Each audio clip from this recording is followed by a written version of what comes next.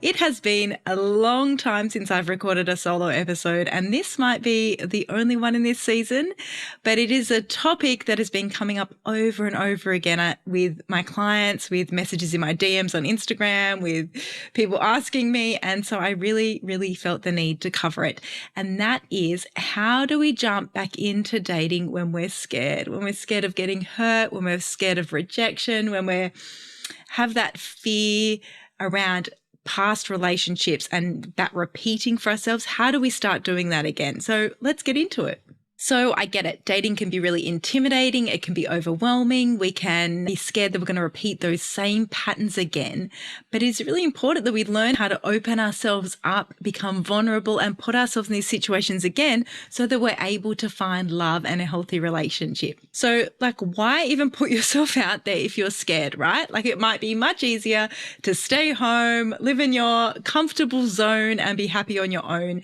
And often we feel like protecting ourselves from that pain can support us in some way, but it often leads us to feeling lonely and unfulfilled. And let's face it, no one wants to end up like the crazy cat lady all by themselves.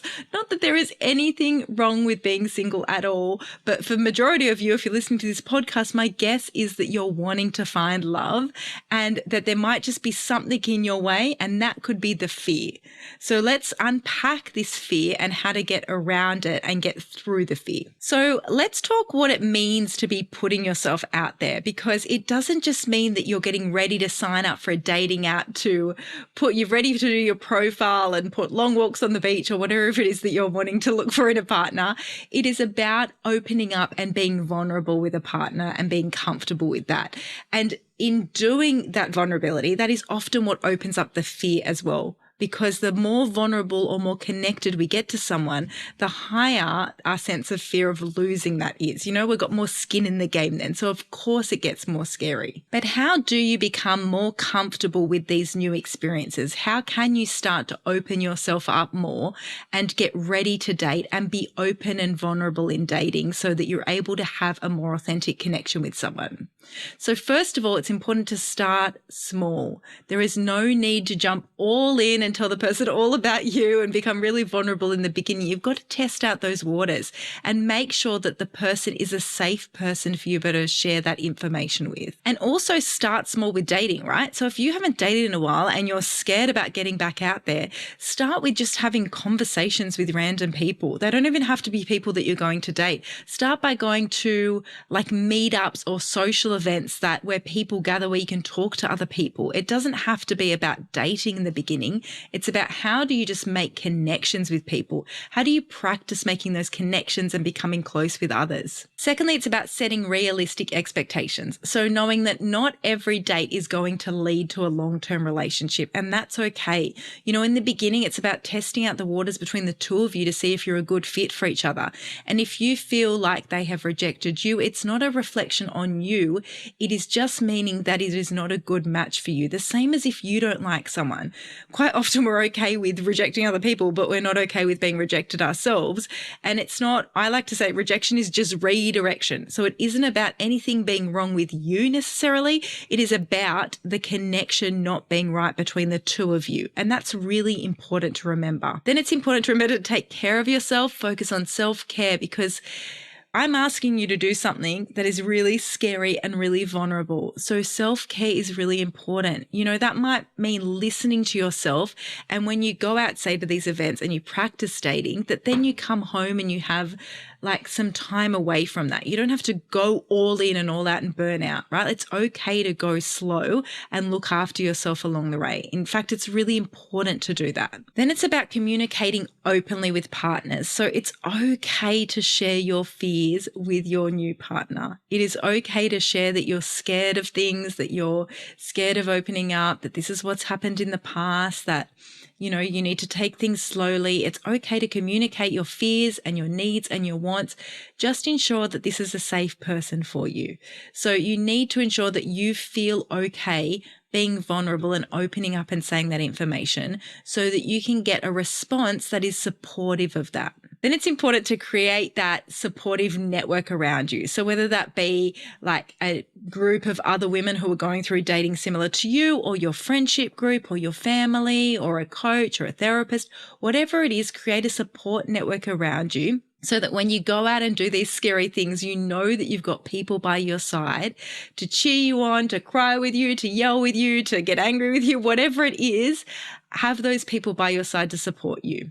And probably the most important piece of information is to stay present throughout the process. So as much as possible, try to just be in the moment rather than overthinking the moment, because otherwise, you're in your head as opposed to in your heart and your gut, and you don't get a proper read on the situation. And it's important to stay present so that you can trust your intuition and learn to trust yourself on how to move forward. That's really, really key. So what if after all of that, you've done your best efforts to not get hurt and you do? You find yourself in a situation where you've gotten hurt and your feelings are hurt, whether that is 1 date in or 10 dates in or a year in. What do? Firstly, you need to allow yourself to feel. I cannot express this enough, how important this is. I literally just got off a call with a client and I was like, how comfortable are you with being sad? How comfortable are you with being angry? Because so much of our society is so more comfortable with the positive feelings or the negative feelings. And for those of you that are just listening to the audio, I'm doing that in inverted commas. Is that what it's called? The speech marks, because there are no positive or negative feelings. There's just feelings. And so we do not need to prioritize one feeling above the other. We need to allow ourselves to feel all of the feelings, because if we don't, they get stored in our body. So just allow the tears to come out, allow the anger to come out. I need to repeat this, because if I've said it before, anger is not the issue. Society often has a problem with anger, and particularly in women being angry, but anger is not the issue. It's the behavior that comes from the anger. So if you're yelling or screaming or punching a pillow or punching a punching bag or whatever, that is not hurting anyone. And it's actually really important to get those emotions up and out of your body. Next, seek support from that beautiful support network that you gathered when you were going through this process, right? Lean on them. Like, call your friends over and have a cup of tea and have a cry or a wine or whatever it is that you need to do. If you're in, like I do group coaching with women, and they come in and they express how it feels with the rest of the community, and other people are there to support them along the way. And then see if you can reframe the experience. So reframing is like taking off one pair of glasses and putting on another. How can you see this experience through a different light? How can you see what lessons were learned? What could you do differently next time? What good things did you get out of it? What were the positive aspects out of it? What happened that you could learn from, right? There's many ways to reframe the opportunity, because often we don't get that until hindsight, until we can look back and go, oh, that's why that happened. But how can you get it now? How can you reframe the opportunity so that you're okay with what happened now? And then just stay hopeful, stay curious, just know that your time will come. It's about getting redirected to be on the right path to meet that person that's for you next, okay? And there isn't one human out there for you. This isn't searching for a needle in a haystack. There are many, many, many, many, many humans in the world that will be able to meet you and meet your needs and support you and love you for who you are and where you're at.